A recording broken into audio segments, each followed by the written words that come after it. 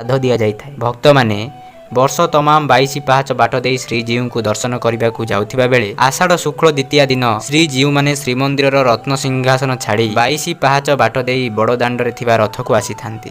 ଆସନ୍ତୁ ଜାଣିବା ବିଭିନ୍ନ ତତ୍ତ୍ୱ ଓ ମତ ବିଷୟରେ।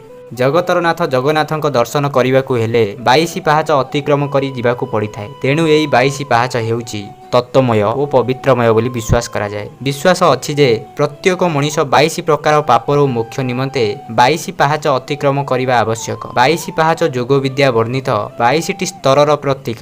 22 ପାହାଚରେ ଦ୍ୱିତୀୟ ସୋପାନରେ ରହିଛି ଯମଶିଳା। ଶ୍ରଦ୍ଧାଳୁମାନେ ଏହି ଶିଳାକୁ ସ୍ପର୍ଶ କରି ପ୍ରଭୁ ଜଗତର ନାଥ ଜଗନ୍ନାଥଙ୍କୁ ଦର୍ଶନ କଲେ ଅକାଳ ମୃତ୍ୟୁ ହୁଏ ନାହିଁ ଓ ସମସ୍ତ ପାପ ନାଶ ହୋଇ ଜୀବ ବୈକୁଣ୍ଠଗାମୀ ହୁଏ ବୋଲି ବିଶ୍ୱାସ ରହିଛି। 22 ପାହାଚର ତାତ୍ତ୍ୱିକ ଓ ମାହାତ୍ମ୍ୟ ରହିଛି ଓ ଅନେକ ବିଶ୍ୱାସ ପ୍ରଚଳିତ ଅଛି। କେତେକଙ୍କ ମତରେ 10 ଅବତାର ଗୁଡ଼ିକର ଗୋଡ଼ ସଂଖ୍ୟା ମିଶି 22 ହୋଇଥିବାରୁ ସେହି